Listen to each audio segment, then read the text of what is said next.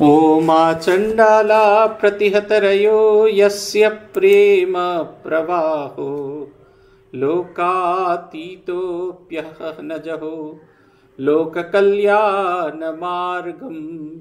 त्रैलोक्येऽप्यप्रतिममहिमा जानकी प्राणबन्धो भक्त्या ज्ञानमृतवरवपु सीतया यो हि रामः स्तब्धीकृत्य प्रलयकलितं वाहवोत्थं महान्तं हित्वा रात्रिं प्रकृतिसहजाम् अन्धतामीस्त्रमिश्रं गीतं शान्तं मधुरमपि यः सिंहनादं जगर्ज सोऽयं जातः प्रथितपुरुषो रामकृष्णस्त्विदानीं। जय जय रामकृष्ण वंशकल्पतरु जय जय भगवान जगतेर गुरु जय जय गुरुमाता जगत जननी रामकृष्ण भक्तिदात्री चैतन्य दायिनी। जय जय रामकृष्ण इष्ट गोष्ठीगण सबार चरण रेणु मागे ए अधम। श्री भगवाনের অশেষ কৃপায় আবার আমরা সমবেত হয়েছি শ্রী শ্রী রামকৃষ্ণ পুঁথি থেকে পাঠ এবং আলোচনার উদ্দেশ্য নিয়ে। আমরা যে অংশ থেকে পড়ছি, যে অংশটা আমাদের পড়া চলছে, সেটা হচ্ছে আমরা ভক্তদের সঙ্গে নানা রঙ্গ এটি পড়ছিলাম। আমাদের শেষ ক্লাস হয়েছিল 5 জুলাই, অতএব একটা দীর্ঘ সময় আমরা পড়াশোনা করিনি। এর আগে যেখানে শেষ করেছিলাম সেটি হচ্ছে নীলকণ্ঠের যাত্রাপালায় ঠাকুর যাত্রা দেখতে গিয়েছিলেন, সেই যাত্রাপালার গল্প দিয়ে আমাদের শেষ হয়েছিল এবং তারপরের অংশ শুরু করেছিলাম ভক্তদের সঙ্গে নানা রঙ্গ। সেইখানে পুথিকার বলছেন যে বলিয়াছি বারে বারে অপূর্ব কথন, কেহ কেহ দেবদেবী প্রভু ভক্তগণ, সাধিতে লীলার কার্য প্রভু ভক্ত যত, নানা বেশে নানা স্থানে প্রয়োজন মতো, অবস্থিত ধরাধামে নানা অবস্থায়, লীলার ঈশ্বর প্রভু তাঁহারও ইচ্ছায়। বলছেন বারবার বলেছি যে শ্রীরামকৃষ্ণের এই লীলাকে এগিয়ে নিয়ে যাওয়ার জন্য, আমাদের পথকে এগিয়ে নিয়ে যাওয়ার জন্য, প্রশস্ত করবার জন্য বারবার এই যে শ্রীরামকৃষ্ণের সঙ্গীরা এসেছিলেন এবং তাদেরকে লুকিয়ে রেখেছিলেন, ভগবান লুকিয়ে রেখেছিলেন এবং তিনি সেই লুকিয়ে রাখা জিনিসগুলোকে প্রয়োজন মতো নিয়ে এসেছিলেন। তুলনা করা হচ্ছে যেরকম রান্নার জায়গায় যিনি রান্না করেন, মা আর কি রান্না করেন, নানা রকমের যে স্পাইসেস মশলা, সেগুলো নানা কৌটে আলাদা আলাদা করে রাখা থাকে যাতে কেউ নষ্ট না করে, সেগুলোকে লুকিয়ে রাখা থাকে। তারপরে যখন যেরকম যে রান্নায় যে মশলার প্রয়োজন হয় সেই মশলাটিকে সঙ্গে সঙ্গে বার করে নিয়ে এসে ব্যবহার করা হয়। আগে ব্যবহার করা হয় না, পরে ব্যবহার করা হয় না। চালেতে যে চা করবার সময় যেরকম আমরা হিং ব্যবহার করি না, ঠিক সেই রকম অপ্রয়োজনে কখনো কোনো জিনিস ব্যবহার করা হয় না।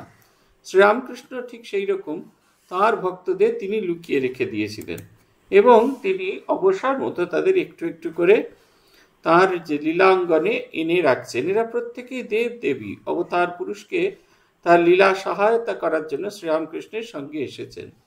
আমরা কেন বিশ্বাস করি না? তার কারণ হচ্ছে আমরা আমাদের পরিমিত দৃষ্টি দিয়ে তাদেরকে বিশ্বাস করার চেষ্টা করছি। আমরা কিছুতেই বিশ্বাস করতে পারি না। আমরা সেই কারণে একটি অল্প সূক্ষ্ম দৃষ্টি, আমাদের একটা নিজস্ব একটা দৃষ্টিভঙ্গি থেকে তাদেরকে তাদেরকে দেখার চেষ্টা করি, আমাদের মতো করে দেখি। যেমন গিরিশ ঘোষের এত প্রতিভা আছে, তিনি নাট্যাচার্য, তিনি এরকম অরিজিনাল রাইটার, তিনি অভিনয় নাটক লিখতে পারেন, গান লিখতে পারেন, গানের সুর করতে পারেন, আবার একই সঙ্গে অভিনয় করতে পারেন। তার এত প্রতিভা, কিন্তু সেসবকে ছাপিয়ে গিয়েছে অন্য একটি প্রতিভা, সেটা হচ্ছে তিনি মাতাল, পাহাড় মাতাল, তিনি বেশ্যাসক্ত, চরিত্রহীন, লম্পট। এই গুণগুলো এত তীব্র হয়েছে, তিনি যে শ্রীরামকৃষ্ণের লীলাঙ্গনের একটি অন্যতম গুরুত্বপূর্ণ মানুষ হবেন সেটিও বোঝা যায়নি। আপনাদের মনে আছে কিনা জানি না, শ্রীরামকৃষ্ণদেবের কাছে দ্বিতীয় দিন গিরিশচন্দ্র ঘোষ আসছেন। সেদিন রামচন্দ্র দত্তের বাড়িতে শ্রীরামকৃষ্ণদেব লীলা করছেন।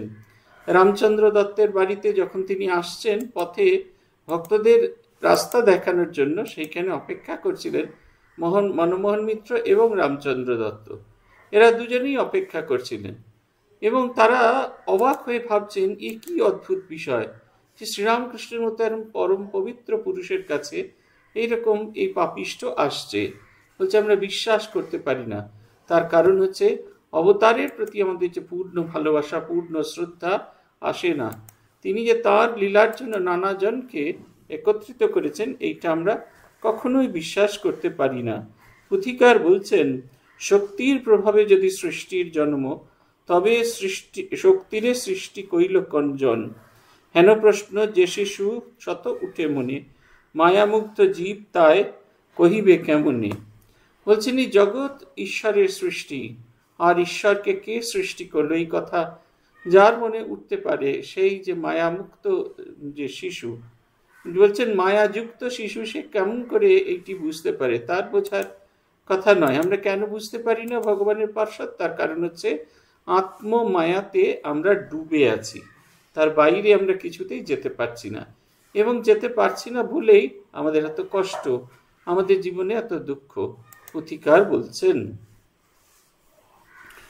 অবিশ্বাসী সাধারণ মানুষ নিচয়, ঈশ্বরের লীলা কথা করে না প্রত্যয়। বিপরীত কয় কথা মায়ারও মগন, জগৎ যাবৎ যাবত জগতে দেখে নিজেরও মতন। বিষ্ণু পদোদ্ভবা গঙ্গা ব্রহ্মবারিতায়, হীনে হেয় কত স্রোত, কত শত স্রোত ভেসে যায়।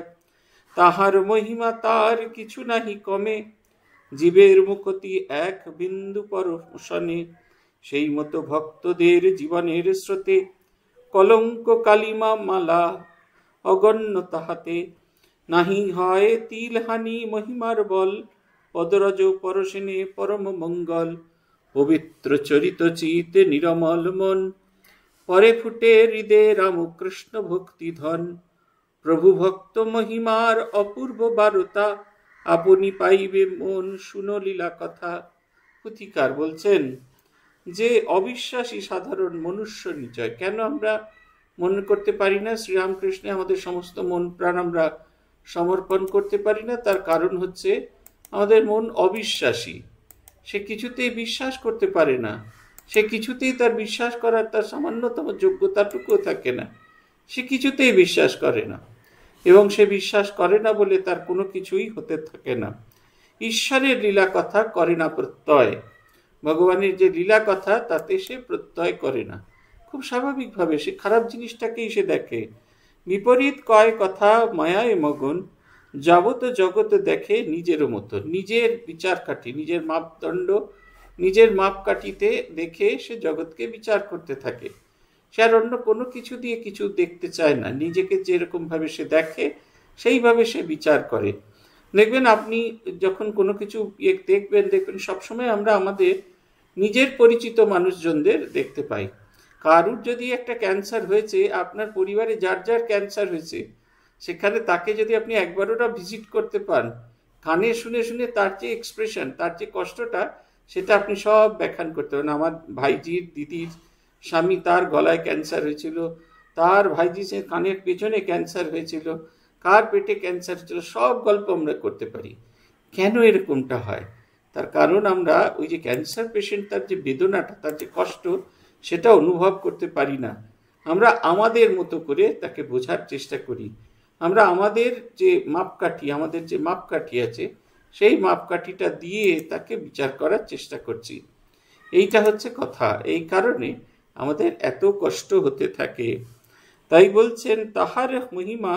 এরপরে প্রথম কথা হচ্ছে যে অবতারের যে যারা আসে, যাদের লীলা করতে আসে, তাদের বিষয়ে তো আমরা অশঙ্কিত থাকি। 2 নম্বর হচ্ছে অবতার লীলা যখন হয়, তখন এই সব মানুষের প্রভাবে ঠাকুরের খুব ক্ষতি হয়ে যেতে পারে। এদিকে শ্রীরামকৃষ্ণকে আমরা পূর্ণ ব্রহ্ম নারায়ণ বলে মনে করছি, আবার অ্যাট দি সেম টাইম এটাও ভাবতে থাকছি, তাহলে ঠাকুরের কি হবে? তার নিশ্চয়ই ভীষণ কষ্ট হচ্ছে, তাকে তো ভীষণ কষ্ট পেতে হচ্ছে, তাকে নিশ্চয়ই ভীষণ কষ্ট ভোগ করতে হচ্ছে। এইসব নানা রকম ভাবের চিন্তা আমাদের মনের মধ্যে এসে একেবারে ধরে থাকে। আমরা কিছুতেই সেটা পেরিয়ে যেতে পারি না। তিনি যে পূর্ণ ব্রহ্ম নারায়ণ এটা আমরা কিছুতেই বুঝতে পারি না। হৃদয়রামের কথা ভাবুন, তিনি দেখলেন যে ঘনীভূত জ্যোতি মূর্তি হচ্ছেন শ্রীরামকৃষ্ণ, এবং নিজের দিকে যখন তিনি তাকিয়ে দেখলেন তখন তার মনে হতে থাকলো তিনিও জ্যোতির্ময় মূর্তি, তবে শ্রীরামকৃষ্ণ যদি পূর্ণ হন তাহলে তিনি খণ্ডাংশ। নিজের সম্পর্কে অ্যাওয়্যার, নিজে কতটা সেটা সম্পর্কে তিনি জানেন, অথচ অ্যাট দি সেম টাইম যখন শ্রীরামকৃষ্ণ তার কাছ থেকে সেই ক্ষমতাটা কেড়ে নিলেন, কারণ তিনি সেটাকে ঠিকমতো রিলিজ করতে পারছেন না, সেটাকে নিয়ে মজা করছেন, হইচই করছেন, তখন কি দেখা গেল জানেন তো? তখন তার মনে হতে থাকলো শ্রীরামকৃষ্ণ হলেন আমার মামা। অতএব আমার মামা যখন তিনি, তখন আমার মামার যে আধ্যাত্মিক সম্পদ এটা আমি চাইলেই পাবো। আমি সাধন ভজন করলে আমার মামা সাধন ভজন করে এটি পেয়েছে, আমিও যদি সাধন ভজন করি আমিও তখন পাবো। এতক্ষণ মনে হচ্ছিল তিনি পূর্ণ, আমি তার অংশ, আর এখন মনে হতে থাকে সহযোগী। বলছেন তাই পবিত্র চরিত চিত নিরমল মন, পরে ফুটে হৃদে রামকৃষ্ণ ভক্তিদন। প্রভু ভক্ত মহিমার অপূর্ব বারতা, প্রভু ভক্ত মহিমার অপূর্ব বারতা, আপনি পাইবে মন শুনো লীলা কথা। বলছে আমাদের মন যত পবিত্র হবে, দিন দিন যত সেটা পবিত্রতার আগুনে পুড়ে টুড়ে নতুন রূপ ধারণ করবে, তত আমরা শ্রীরামকৃষ্ণকে আরো গভীরভাবে, আরো মননের মধ্যে দিয়ে বুঝতে পারবো। পুথিকার লিখছেন, কোন দেহে কোন দেবী, কোন দেহে কোন দেব দেবী সমাগত, সর্বসমাচার মোর প্রভুর বিদিত। একদিনে শ্রীপ্রভুর দর্শন আসে, ভক্তিমতী মহিলা কতকগুলি আসে, সম্ভ্রান্ত বংশের তারা কুলের কামিনী, তার মধ্যে একজন দেবী ঠাকুরানী। রমণীর বেশে বাস প্রভু অবতারে, দেখা মাত্র চিনিলেন শ্রীপ্রভু তাহারে। সংসারেতে চারি হাত চারি পাঁচ সন্তান সন্ততি, তবু অঙ্গে কান্তি যেন নবীনা যুবতী। সাধারণে পরিচয় বলিতে বারণ, সেই হতে পুঁথিমধ্যে হইলা গোপন।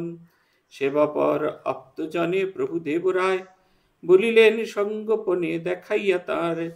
বাখানিয়া মৃদুস্বরে যত পরিচয়, মানুষের বেশে মাত্র মানবিনী নয়। প্রত্যক্ষ দেখিতে এত স্বাদ যদি হয় মনে, গন্ধদ্রব্য সহ দাও কুসুম চরণে। লীলা দর্শনে প্রিয় ভক্তের কুল, ধূপ ধুনা সহ তার পায়ে দিল ফুল। ঘোমটার মধ্যে ঢাকা ছিল মুখখানি, চকিতের মধ্যে কিবা আশ্চর্য কাহিনী। গভীর সমাধিযুক্ত অঙ্গ সঙ্গহীনা, জনমেও ধ্যানে যার মোটেও নাই জানা। সঙ্গিনীরা বুদ্ধিহারা দেখিয়া ব্যাপার, সশঙ্কিত তত্রস্ত চিত জ্বরেরও আকার। কাহার বদনে আর সরে না বচন, জাদুমুগ্ধ যেন সবে যায় বহুক্ষণ। নিম্ন দেশে মন আর না সে দেবীর, ইন্দ্রিয়াদি সহ অঙ্গ একেবারে স্থির। গভীর ধ্যানে বাক্য নাহি আসে যায়, গভীর ধ্যানে বাক্য নাহি আসে যায়। তখনও শ্রীপ্রভুদেব ডাকেন শ্যামায়, ও মা কালী কি হইল রক্ষা করো এবে। জানিতে পারিলে লোকে মন্দ কটু কবে, ভীত ভাবে এ মতে ডাকিলা কালী মায়ে। যখন চেতন তখন চেতন অঙ্গে তাহারও ইচ্ছায়, ধ্যানেরও বিষম নেশা কহি তাহাতে আকুল। নয়ন দুখানি রাঙ্গা যেন জবা ফুল, পদক্ষেপে নাহি শক্তি অঙ্গ থর থর। সঙ্গিনীরা লয়ে তুলে গাড়িরও ভিতর, প্রভু আর প্রভু ভক্ত বস্তু কিরকম। বিন্দুমাত্র জানিতে না রহিনু হইনু সক্ষম। ভক্তি সহ শ্রীপ্রভুর পদে রাখি মতি, ভক্তির ভান্ডারে শুনো রামকৃষ্ণ পুঁথি। পুথিকার বলছেন, শ্রীরামকৃষ্ণের কাছে যারা আসতেন, যারা শ্রীরামকৃষ্ণের সঙ্গী ছিলেন, এটা আমাকে একটা খুব আশ্বাস দেয় জানেন তো। আমি ঠাকুরকে দেখিনি, এটা একবারে খুব সত্যি কথা। আমি ঠাকুরকে ছবিতে দেখেছি, আমি ঠাকুরকে শব্দ দিয়ে চেনার চেষ্টা করেছি, অন্য লোকের বর্ণনায় যারা দেখেছেন তাদের বর্ণনায় পড়ার চেষ্টা করেছি। শ্রীরামকৃষ্ণকে দেখেননি, দেখেছেন এরকম মানুষ, তাকে আমি দেখিনি, কিন্তু তার বংশধরদের কাছে শ্রীরামকৃষ্ণ সম্পর্কে শুনেছি। তারপরে একজনকে দেখেছি, তারা শ্রীরামকৃষ্ণ তার ঊর্ধ্বতন ঊর্ধ্বতন পুরুষ, তিনি শ্রীরামকৃষ্ণকে দেখেছিলেন। দেখে এসে তার এত ভালো লেগেছিল, তিনি একজন আর্টিস্টকে দিয়ে ছবি আঁকিয়েছিলেন। সেই ছবিটা আমাদের যে আমরা ইউজুয়াল যে ছবিটা পুজো করি তার সাথে খানিকটা অমিল আছে। ঠাকুরের একটু বয়স হয়েছে যেন। এই ছবিটা তো অনেক আগেকার, ঠাকুরের তখন একেবারে শেষ দিকে, গলায় ক্যান্সার হওয়ার 1-2 বছর আগেকার ছবি। সেই ছবিটায় দেখে একটু একটু অন্যরকম দেখাচ্ছে। তার সঙ্গে মিশেছে আমাদের শিল্পীর কল্পনা, এই সমস্ত মিশে ছবিটা একদম আলাদা হয়ে গেছে। এই নানাভাবে নানা দিকে ভগবান কাকে কিভাবে কৃপা করেন আমরা ঠিক বুঝতে পারি না, কিন্তু আমার নিজের খুব বিশ্বাস হয়। আমি ভগবানকে দেখিনি এটা ঠিক কথা, কিন্তু ভগবানের প্রতিরূপকে দেখেছি, এবং ভগবানের প্রতিরূপকে দেখা মানি ঠাকুরকে আমি দেখেছি। এখানেই শ্রীরামকৃষ্ণের ছবি হয়, সে যেমনই হোক, পাথরের ওপর আঁকা থাকুক, ছবিতে আঁকা থাকুক, আমি খুব বিশ্বাস করি তিনি যেন এখানে জীবন্ত জাগ্রত রূপে বিরাজ করছেন। পুথিকার বলছেন কত লোক শ্রীরামকৃষ্ণের কাছে আসতেন, তাদের দেখা মাত্র শ্রীরামকৃষ্ণ চিনে ফেলতেন কে তার আপনার জন, কে তার নিজের লোক, আর কে দূরের মানুষ।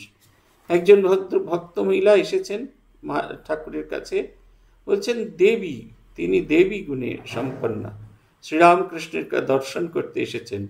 বলছেন 3-4টি ছেলে মেয়ে হয়ে গেছে, অথচ তার মধ্যে এতটুকু অন্যরকম দেখাচ্ছে না, নবীনা নবীনা একেবারে প্রাণ সম্পদে ভরপুর তিনি এসেছেন। তিনি এসে ঠাকুরকে যেমন নিয়ম মাফিক পুজো করে সেরকম ফুল চন্দন কুসুম দিচ্ছেন। দিতে দিতে দিতে দিতে তিনি গভীর সমাধি মগ্ন হয়ে গেছে। ঘোমটার ধূপ ধুনা সহ তার পায়ে দিল ফুল, ঘোমটার মধ্যে ঢাকা ছিল মুখখানি, চকিতের মধ্যে কিবা আশ্চর্য কাহিনী, গভীর সমাধিযুক্ত অঙ্গ সঙ্গহীনা, জনমেও ধ্যান যার মেটে নাই জানা। বলছেন ধীরে ধীরে ধীরে ধীরে তিনি গভীর ভাব সমাধিতে মগ্ন হয়ে গেলেন। গভীর ভাব সমাধিতে মগ্ন হওয়া মানে অঙ্গ শীতল হয়ে যাওয়া, শিথিল হয়ে যাওয়া। এই যে অঙ্গের যে সন্ধিযুক্ত সন্ধিগুলো, এগুলো শিথিল হয়ে যাওয়া। তিনি দাঁড়িয়েছিলেন, আস্তে আস্তে আস্তে তিনি পড়ে যেতে থাকলেন। তার বন্ধুরা, তার সঙ্গে যারা সঙ্গীরা এসেছিল, তারা তাড়াতাড়ি করে তাকে ধরে ফেলল। কারো মুখে কোনো কথা শোনেন, জাদুমুগ্ধ, একেবারে সবাই মন্ত্রমুগ্ধের মতো দেখছে।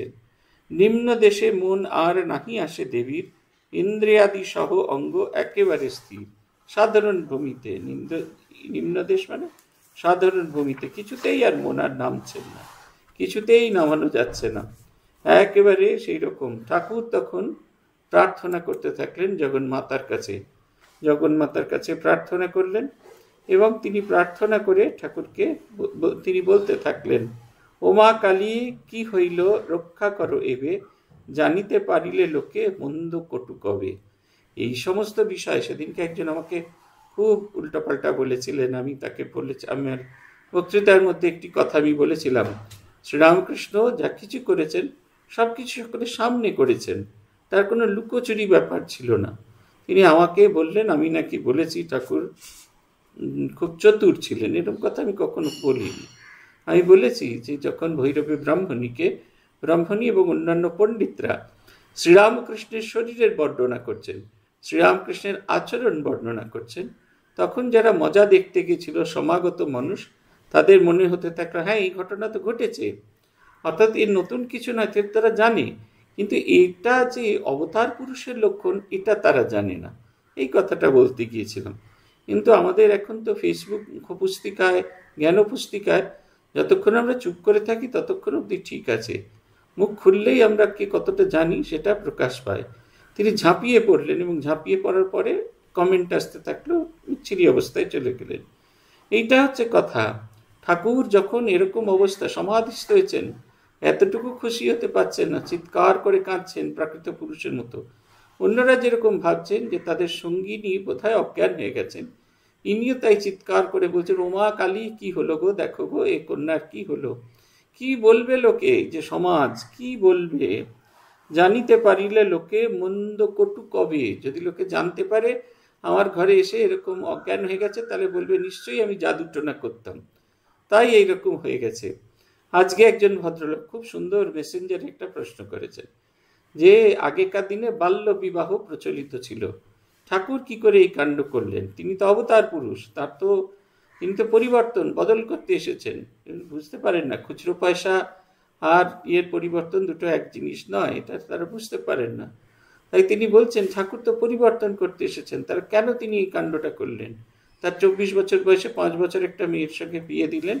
তখন আমি বললাম যে আমরা সমাজের যে নিয়ম কানুনগুলো সেগুলো জানি না। এটা ঠিক, তখনকার দিনে এরকম 5 বছরের কন্যার বিয়ে দেওয়া হতো।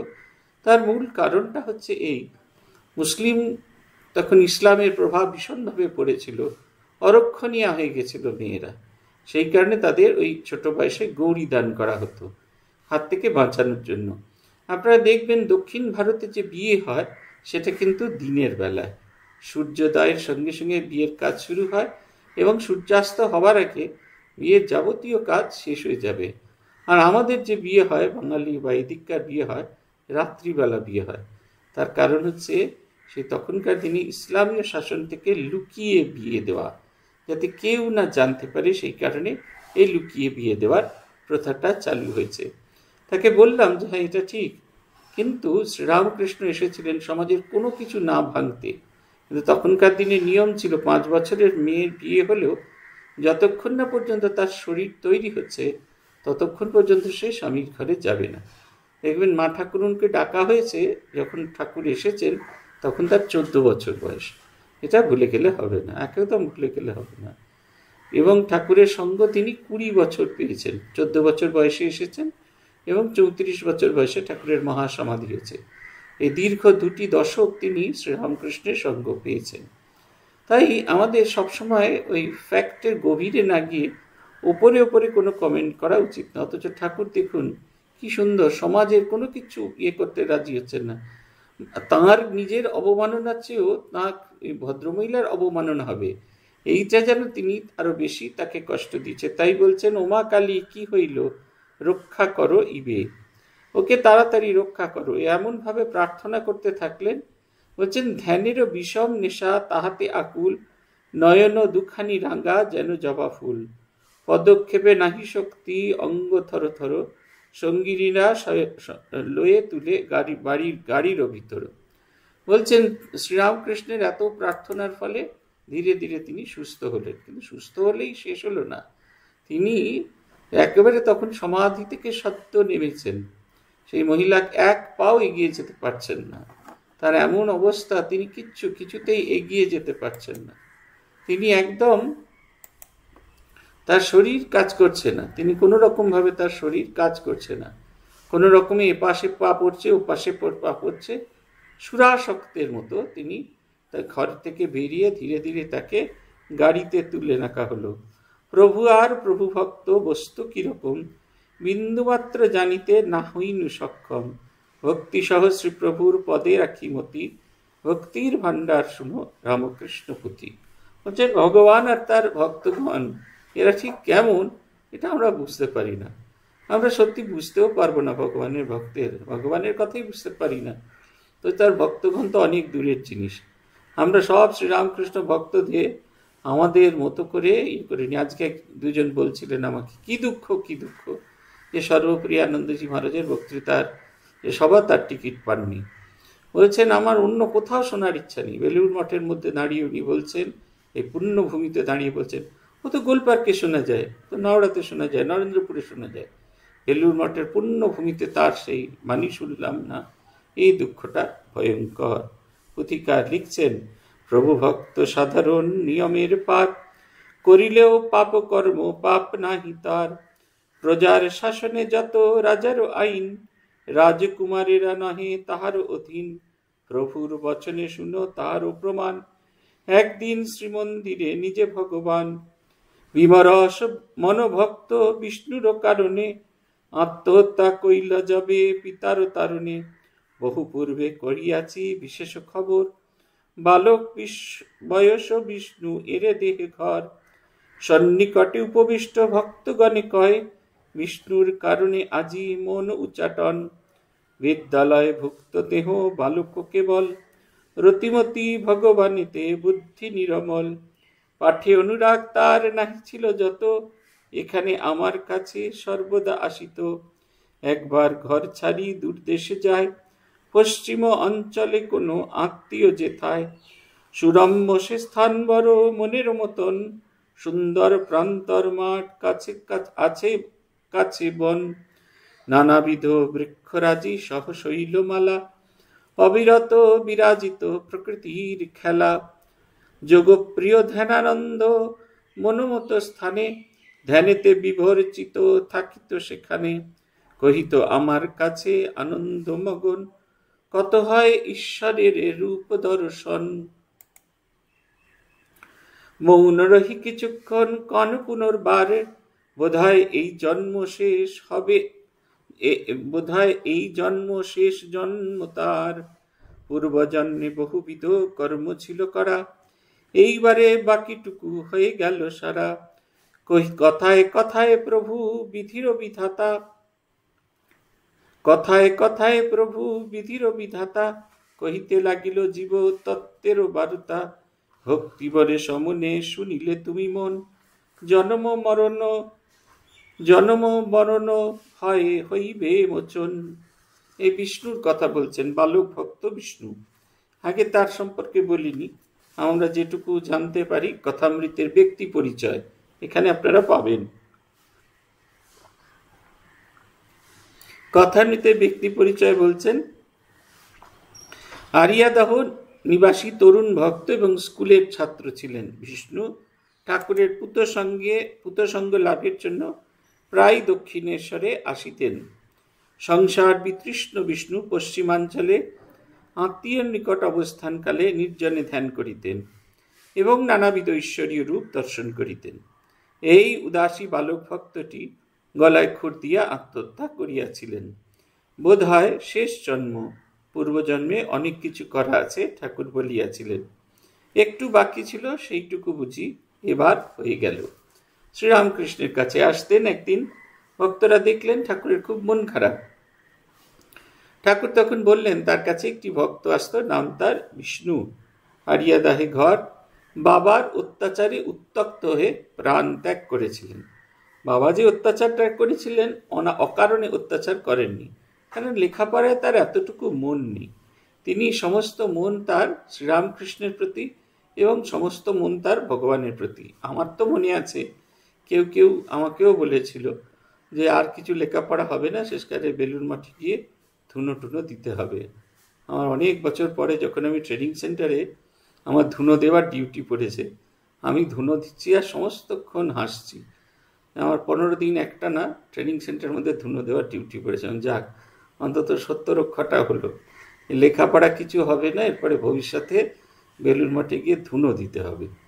এই ধুনো দেওয়াটা সত্যি সত্য কথা, সে সত্য রক্ষা আমি করেছিলাম। এই বেলুড় মঠে গিয়ে আমি ধুনো দিয়েছিলাম। ঠাকুরের মন্দিরে ধুনো দেওয়ার সৌভাগ্য হয়নি, স্বামী ব্রহ্মানন্দজি মহারাজের মন্দিরে অনেকবার ধুনো দেওয়ার সৌভাগ্য হয়েছিল। সেই যাই হোক, বেলুড় মঠের মধ্যে গিয়ে ধুনো দেওয়া হয়েছিল। ঠিক সেই রকম বাবা মা অসন্তুষ্ট হন। ছোট ছেলে ভগবানের প্রতি যদি তার রতিমতি থাকে, তাহলে আমাদের বাবা মারা অনেকেই অসন্তুষ্ট হন। অনেকেই ভুলে যান যে যদি ভগবানের প্রতি রতিমতি থাকে বা ভগবান বা উচ্চ চিন্তায় যদি রতিমতি থাকে, তাদের লেখাপড়াটা খুব ভালো হয়। কারণ তাদের যে মনটা সেটা ছড়িয়ে যায় না, সে মনটা এক জায়গায় একত্রিত হয়। আমরা যে যাবতীয় যে এখন ঘটাপটা করে খুব মেডিটেশন ক্লাস হয়, মেডিটেশন ক্লাস কিন্তু আর কিচ্ছু শেখায় না। সে একটা জিনিসে শেখায়। একজন সেই দাড়ি বাবা আছে না, লম্বা দাড়ি, তিনি মাঝে মাঝে তার চালা চামুন্ডারা ক্লাস করে। তারা কিন্তু তাদের ওই কোর্সটা দেখছিলাম, তাতে দেখলাম আর তারা কিছু শেখায় না, খুব ছড়িয়ে ছিটিয়ে শেখায়। কেমন করে ছড়ানো ছেটানো মনটাকে গোটাতে হবে, ভাগ করে শেখায়। যেরকম ABCD করে আমরা যেমন শেখাই, ঠিক সেই রকম করে শেখায়। কিন্তু যে A for Apple, B for বলের ওপরে চলে গেছে, তাকেও ABCD করে শেখালে সেটা তার কোনো কাজে লাগে না, তার মতো করে শেখাতে হয়। ধ্যান জপের পদ্ধতিটাই তাই। যত আমরা আমাদের ছেলেপুলেদের পড়ানোর সঙ্গে ভগবত চিন্তা, উচ্চ চিন্তায় পাঠাতে পারবো, তত আমাদের দেখবেন আমাদের ছেলেপুলেরা ভালো হবে। দক্ষিণ ভারত আর উত্তর ভারতের ভিতরে ফারাক একটা দেখেছি। দক্ষিণ ভারতে দেখেছি ছেলেরা সকালবেলা ঘুম থেকে উঠে স্নান টান করে কপালে ভস্য তিলক মেখে করে বিষ্ণু সহস্রনাম হেনাতানা পড়ে ফেললো। আমাদের ছেলেরা 8টার সময় ঘুম থেকে উঠে এরকম করে আয়না যে মশারির তার ভেতর থেকে হাতটা বাড়িয়ে বলে মা চা দাও, তাদের ভগবানের নাম নেয় না, কোনো নৈতিক ব্যাপারগুলো তাদের ভেতরে থাকে না। এর ফলে কি হচ্ছে, মনের কনসেন্ট্রেশন পাওয়ার থাকে না। বেশিরভাগই আদ্দামরা পুরুষ মানুষ, 24, 25, 30, 32 বছরের, আমি আদ্দামরাই বলি, বেশি বয়সে এসে তারা মনকে কি করে কন্ট্রোল করবে তার জন্য ট্রেনিং নেবার চেষ্টা করেন। মন কন্ট্রোল করার বিদ্যাটা ছেলেবেলাতেই শিখতে হয়। ছেলেবেলাতে না শিখলে পরবর্তীকালে কাটিয়ে উঠে গেলে আর সেই বিদ্যাটা শেখা যায় না। এমন নয় যে এরকম পারবে না শিখতে, কিন্তু এটা ছোটবেলাতেই শিখতে হয়। সেই কারণে ভগবত সমীপে নিয়ে আসতে হয়, অনন্তের সামনে দাঁড় করাতে হয়। নদী যতক্ষণ না নিজের স্বস্বরূপকে একজন মানুষ দর্শন করতে পারছেন, স্বস্বরূপকে দর্শন করতে না পারলে কিন্তু তার কোনোভাবেই সেই অনন্ত চিন্তা, অনন্ত ভাবনাগুলো তাদের ভেতরে আসবে না। এটা কিন্তু মাথার মধ্যে রাখতে হবে, ভীষণভাবে মাথার মধ্যে রাখতে হবে। এই ছেলে লেখাপড়া করে না, দক্ষিণেশ্বর মন্দিরে বসে থাকে। আত্মীয়ের বাড়িতে পাঠিয়েছিল পশ্চিমের সেই বিরাট পাহাড়, অনন্ত জমি, সেসব দেখে তার মনের পরিবর্তন হয়েছিল।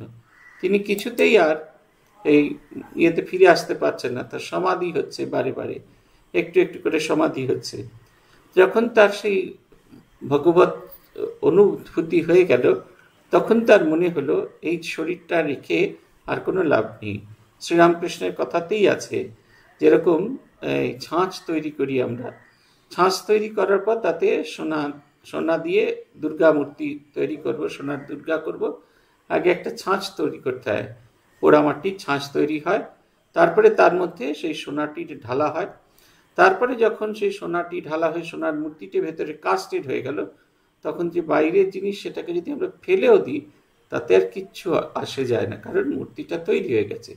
ঠিক সেই রকম এই জীবনে যদি ভগবত আনন্দ পাওয়া হয়ে গিয়ে থাকে, এই জীবনে যদি ঈশ্বর দর্শন করা হয়ে যেতে পারে, সে এই পৃথিবীতে থাকতেও পারে, এই মরজগতে থাকতেও পারে, নাও থাকতে পারে।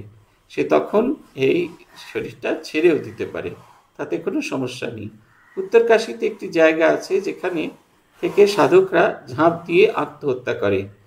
যারা ঈশ্বর দর্শন করে তারা আর শরীরটিকে রাখার চেষ্টা করে না, কাজ ছাড়া হয়ে গেছে, আর এতটুকু একদিনও সে আর ঘরে ফিরতে দেরি করছে না। তার এই জীবনটা তখন বোঝা মনে হয়, কাজ ছাড়া হয়ে গেছে। খুব কম কজন মানুষ থাকেন, ঠাকুর শ্রীরামকৃষ্ণদেব যেরকম বলছেন, কিছু মানুষ থাকেন যারা মইতে উঠে ওই পাঁচিলের ওপর গিয়ে ওপারে রঙ্গমজা দেখতে গিয়ে তারাও হা হা করে ওর মধ্যে লাফিয়ে পড়েন, আর কিছু কিছু সেটা রঙ্গমজা দেখে নেমে আসেন লোককে জানানোর জন্য, তোমরাও মই তৈরি করো আর সেই পাঁচিলে উঠে জগতের আনন্দ উপলব্ধি করো। আমরা দেখতাম যে মহারাজের পূজনীয় ভূতেশানন্দজি মহারাজকে দেখেছি যে এই যে জীবন নিয়ে তার কোনো আসক্তি ছিল না। তার 97তম জন্মতিথি পালন করার চেয়ে সেবার খুব বাড়াবাড়ি হয়েছিল, হই হই রই রই, বেলুন দিয়ে ঘর সাজানো হয়েছিল, কেক কাটা হয়েছিল, সব হয়েছিল, কিন্তু সব কিছু যাকে নিয়ে তার মুখেতে এতটুকু হাসি নেই। সেই দিনকে ওই শিলচর থেকে আমাদের খান্তানন্দজি এসেছিলেন। খান্তানন্দজি যখন এসেছিলেন তখন ভূতেশানন্দজির কাছে খান্তানন্দজি ছিলেন রাজকোটে। খান্তানন্দজির সঙ্গে তার খুব ভালো সম্পর্ক ছিল। শুনেছি খান্তানন্দজির কাছে তিনি হাঁটতে হাঁটতে বলেছিলেন, এই যে আমি এতদিন বেঁচে আছি জানো তো, এতে আমার কোনো কৃতিত্ব নেই।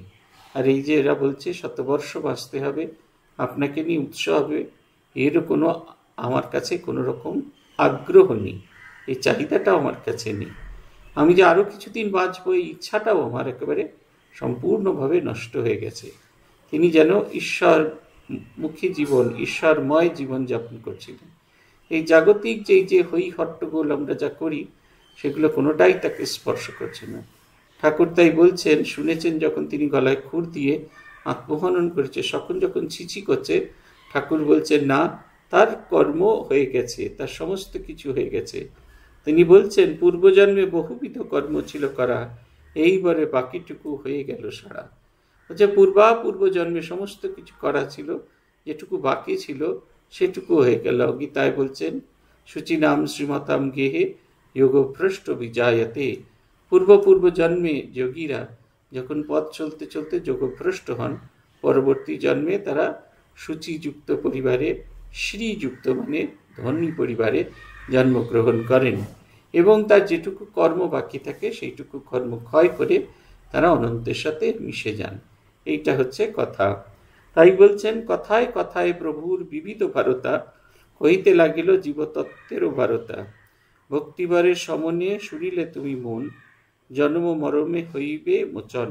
প্রতিকার বলছেন, প্রভুর বচনে শুনো সুন্দর কাহিনী, চারিযুগ অক্ষয় অমর যত প্রাণী, পূর্বজন্মের যাবতীয় সংস্কার, স্বীকার্য উচিত করা সবার স্বীকার, প্রকৃত ঘটনা সহ প্রভুদেব কন, শুনিয়াছি কোনো কালে কোনো একজন, করে সব সাধনা নির্জনে বনে বসে, কালীর অভয়পদ দর্শন আসে, আসন সবের বুকে বনমধ্যে একা, সাধনায় নানাবিধ দেখে বিভীষিকা, শুনো কি ঘটনা পরে কালীর ইচ্ছায়, বাঘেতে ধরিয়া তারে লইয়া পলায়, নিকটে অত্যুচ্চ গাছে ছিল আর একজন, নিকটে অত্যুচ্চ গাছে ছিল আর জনা, প্রত্যক্ষ দেখিল চক্ষে যাবত ঘটনা।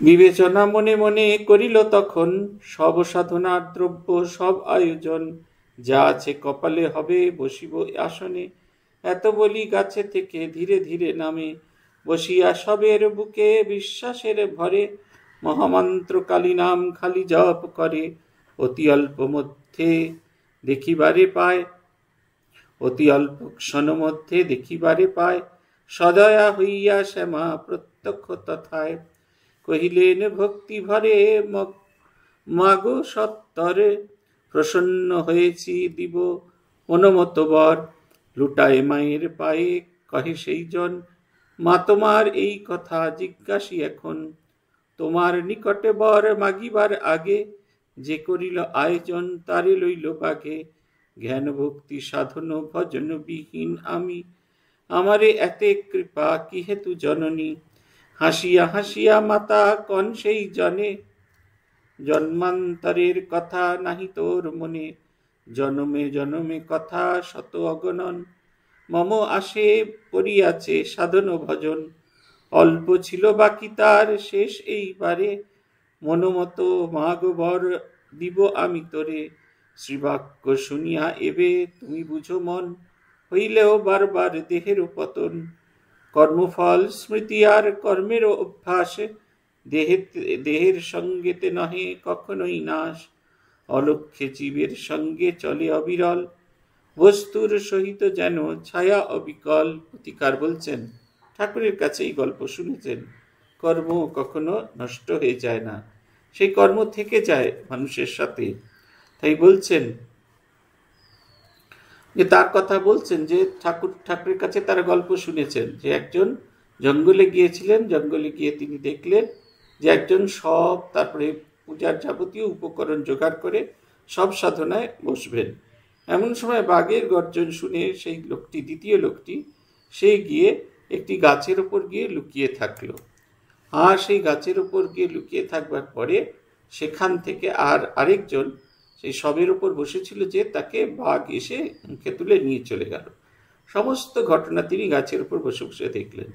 তারপর ওপর থেকে নেমে এসে দেখলেন সব আয়োজন তৈরি আছে, তাই একটু আচমন করেই বসে জপ করতে করতেই তার দর্শন হলো। দেবী যখন তাকে বর দিতে গেলেন, তাকে তিনি বললেন, দেবী বর তোমার কাছ থেকে পরে নেব, কিন্তু এই কথাটা বলো যে লোকটা এত কিছু আয়োজন করলো তাকে তুমি দর্শন দিলে না, আর আমি কিচ্ছু করিনি, এসে খালি বসেছি, আচমন করে তোমার নাম করেছে, তুমি আমায় দর্শন দিতে এলে।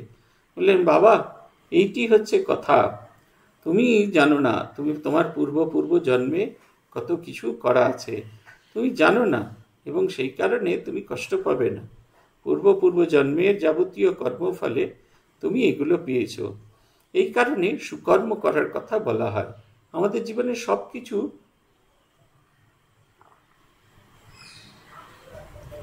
নষ্ট হয়ে যায়, শুধু কর্মের ফল কখনো নষ্ট হয় না।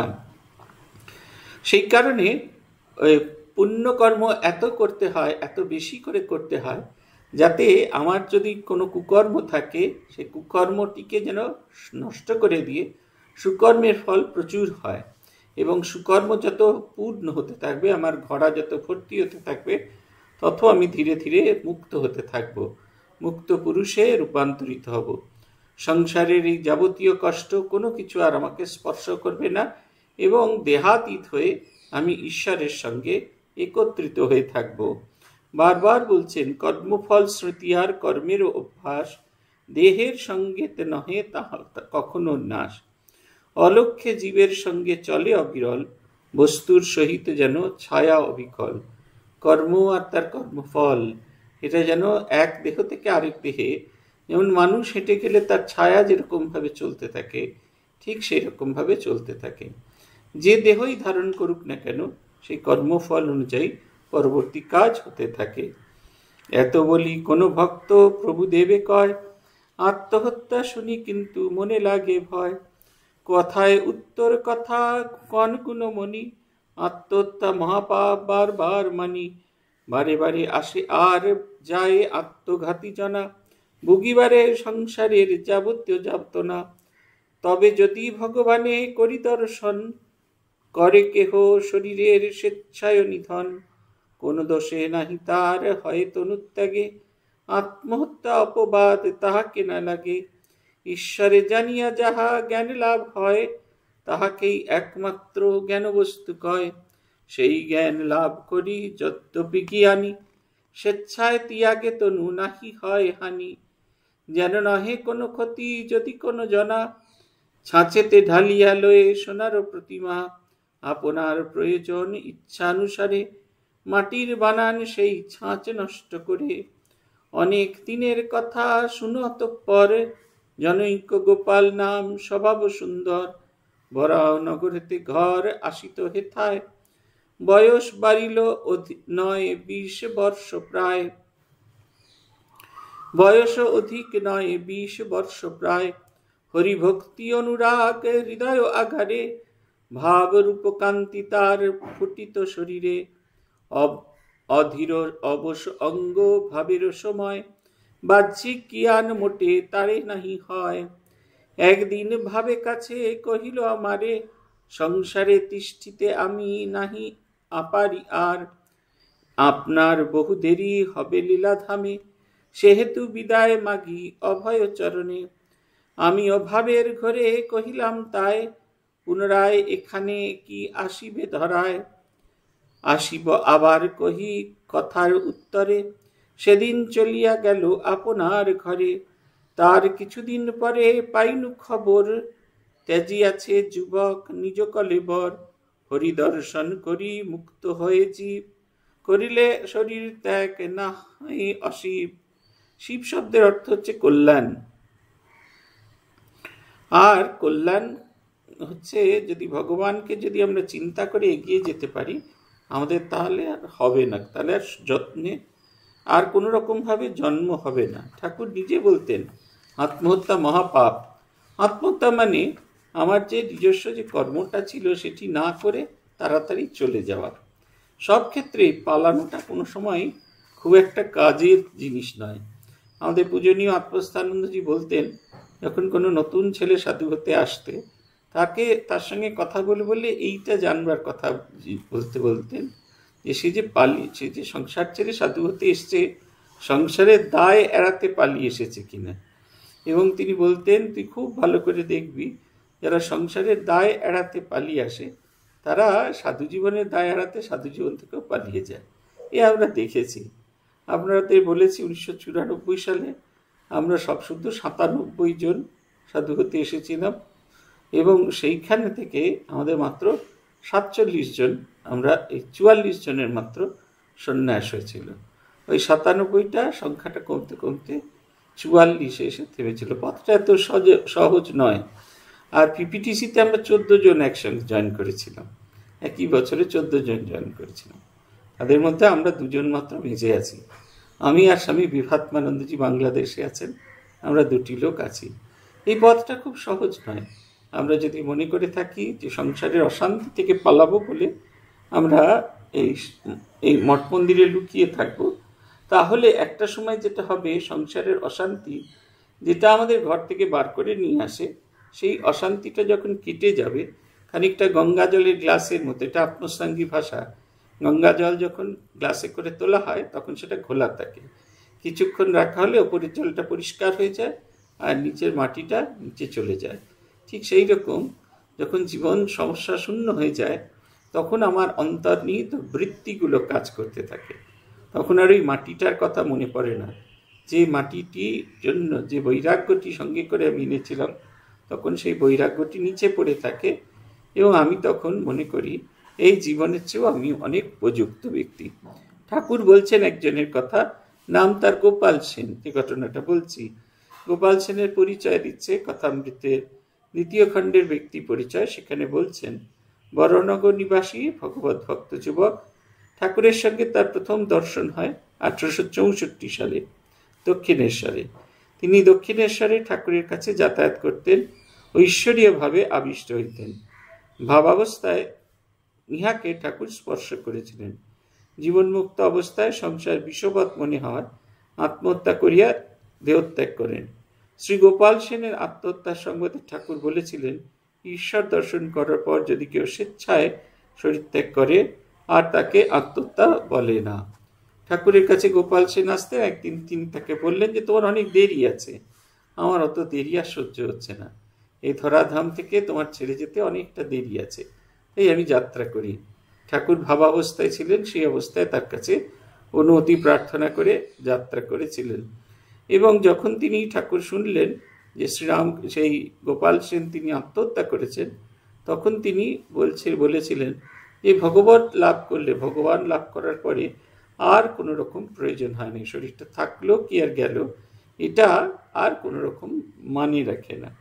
আমার মনে আছে আমরা তখন বেশ ছোট, কিন্তু এই কথাটা শুনেছিলাম তখন ঠিক বুঝতে পারিনি, এখন যত ধারী হচ্ছি তখন আস্তে আস্তে বুঝতে পারছি। পূজ্যপাদ ভূতেশানন্দজি মহারাজ একদিন, এই ঘটনা বলেছি আপনাদের, পূজ্যপাদ ভূতেশানন্দজি মহারাজ একদিন ঘরেতে শুয়ে আছেন।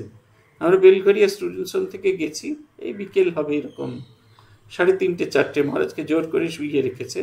উঠে মহারাজ এবার চা খাবে। আমি মহারাজকে গিয়ে বললাম, মহারাজ একটু মাথা তুলুন, প্রণাম করো। মহারাজ জিজ্ঞেস করছেন কী করবে? আমি প্রণাম করবো, একটু মাথা তুলুন। বলছে তুমি এমনি প্রণাম করো। না মহারাজ, বাড়িতে বলতো যে মৃত ব্যক্তিকে এই প্রণাম করা হয়। মহারাজ আস্তে আস্তে খুব ধীরে ধীরে বিছানা ছেড়ে উঠে বসলেন। আমি প্রণাম করলাম। মহারাজ বললেন, জানো তো আমরা এই সন্ন্যাস নেবার আগে শ্রাদ্ধ করি। শ্রাদ্ধ করা মানে কি? এই শরীরটা মৃত, এখন এই শরীরটা, এই মৃত শরীরটাকে, আমি শুধু মৃত শরীরটাকে বয়ে নিয়ে বেড়াচ্ছি। যখন শরীর চলে যাবে তখন এটাকে ফেলে দিয়ে অনন্তের সাথে মিশে যাও। অনন্ত কথাটা বলেননি, ঠাকুরের সাথে মিশে যাবে, এরকম একটা ভাব বুঝিয়েছিলেন। তখন এই শরীরটা মাটিতেই পড়ে থাকুক, চন্দন কাঠেই দাহ হোক, কিংবা ভাগাড়েই যাক, কিচ্ছু এসে যায় না। সেই জীবনমুক্ত পুরুষ তার অনুভবের কথা আকারে ইঙ্গিতে আমাদের বলেছিলেন। আমরা বুঝতে পারি বা না পারি সেটা অন্য কথা। আত্মস্থানন্দজি তখন সদ্য প্রেসিডেন্ট হয়েছেন, সর্বজ্ঞানন্দজি ট্রেনিং সেন্টারের আচার্য, তিনি প্রণাম করতে গেছেন। গিয়ে মহারাজকে প্রণাম করে বলছেন, মহারাজ আপনাকে খুব সুন্দর মানিয়েছে। বলছেন, হ্যাঁ ঠিক বলেছিস, আমাদের আগের প্রেসিডেন্ট মহারাজের কোয়ার্টার আর আমাদের যে দাহ করার জায়গাটা দুটো একই জায়গায়। বলছে ঠিক শ্মশানের পাশে শ্মশানগামী এক বৃদ্ধ, এক ভাগাড়ে যাওয়ার পথে এক বৃদ্ধ বসে আছে, ভালো মানিয়েছে না? এইটা হচ্ছে আমার এখন ঠিক ঠিক অবস্থা। আমাদের এই মৃত্যুকে নিয়ে অত চিন্তা না করে ঈশ্বর দর্শন বা ঈশ্বরকে খুঁজে পাওয়ার চেষ্টাটা করাটা অনেক বেশি জরুরি। এটা যত হবে, যত গভীরভাবে হবে, তত দেখবেন আমাদের শরীর চলে গেলেও ভগবানের সঙ্গে মিলেমিশে আমরা একাকার হয়ে থাকব। আজ এই পর্যন্ত। জয় জয় রামকৃষ্ণ বাঞ্ছা কল্পতরু, জয় জয় ভগবান জগতের গুরু, জয় জয় গুরু মাতা জগত জননী, রামকৃষ্ণ ভক্তিদাত্রী চৈতন্য দায়িনী, জয় জয় রামকৃষ্ণ ইষ্ট গোষ্ঠীগণ, সবার চরণ রেণু মাগে অধম। ওম শান্তি শান্তি শান্তি। হরি ওম তৎসৎ। শ্রীরামকৃষ্ণার্পণমস্তু।